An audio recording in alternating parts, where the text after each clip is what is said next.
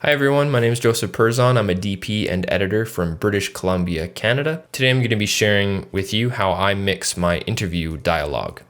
Quick disclaimer, I'm not an audio professional. This is just the process that I've found works for me. Watched a lot of YouTube tutorials on it, and this might not be the best way to do it, but it is the way that works for me. And I think the audio sounds pretty good. So I have a sample clip here. This is from a project I'm working on for Joy Factory Films.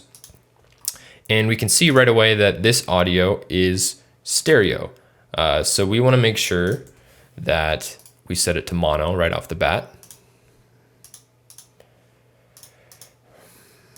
That's fine.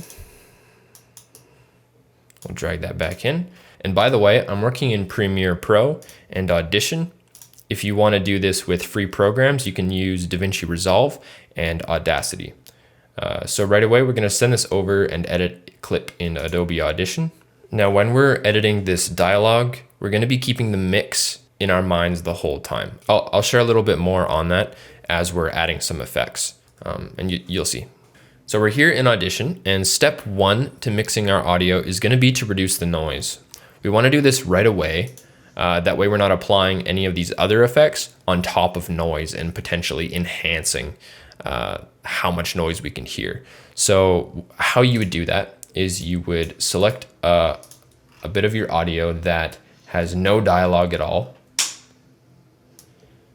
You would probably want a bigger amount than this, but just for the sake of showing you, and we're going to capture the noise print. And then we're going to go effects, noise reduction process.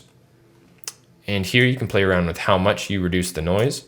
I'm not going to apply this because I don't need to, but that's what you would want to do. That's step one. Step two is going to be compressing the audio. We want to compress these high points because we want this dialogue to all be around the same level. We want it to be even. And so I like to use the single band compressor because it's easy.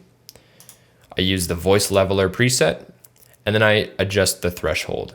The number I set for the threshold depends on the volume that we're kind of hitting, and I look for kind of the general, I look for a general consistent volume that we're hitting, and it looks like we're kind of along this line, which is between -12 and -15 dB. So I'm going to set it to -13 dB. So what that's going to do is it's going to bring down the volume of all of these sounds that are above -13 dB. Boom, so now we're even.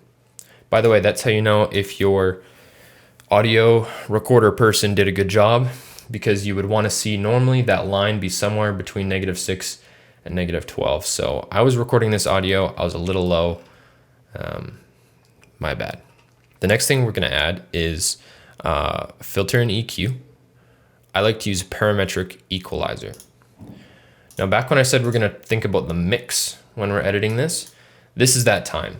So the human voice is mostly somewhere in the mids here, but you also have the lows and you have the highs.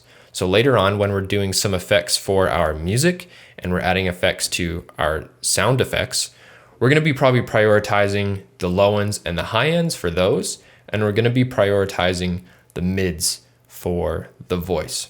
So I like to start with the vocal enhancer. This is pretty extreme, so I'm going to stretch this back out, kind of flatten this. This is way too high. Let me play some of this dialogue and you'll see kind of where most of that lives. River Song Guitars makes a really wide range of products, starting from sub $500, going up to as high as you want to go. Well, we custom make guitars.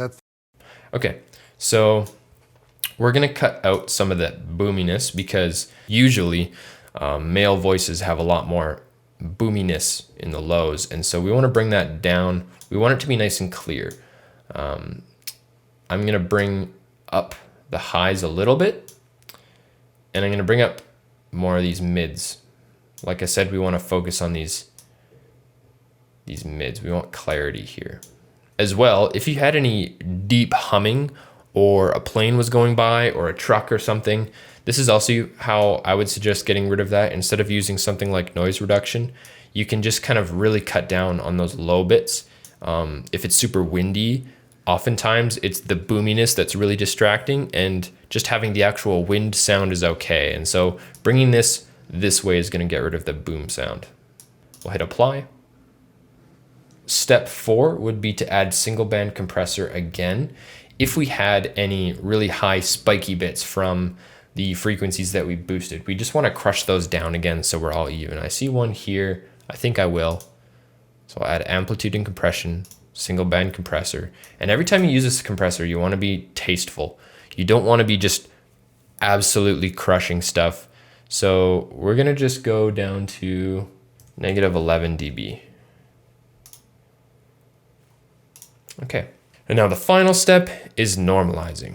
We're going to normalize our audio to -1 decibels, hit apply, and bam, we got a lot more volume here.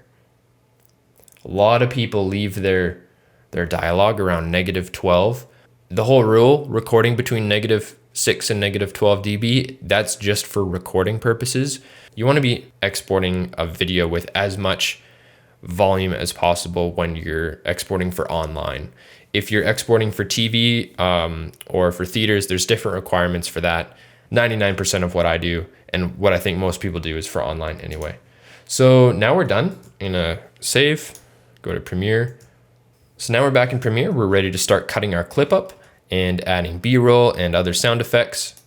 So that's how I mix my interview dialogue. I hope you learned something. Again, I'm not a pro. This is just what works for me, and I hope it works for you as well.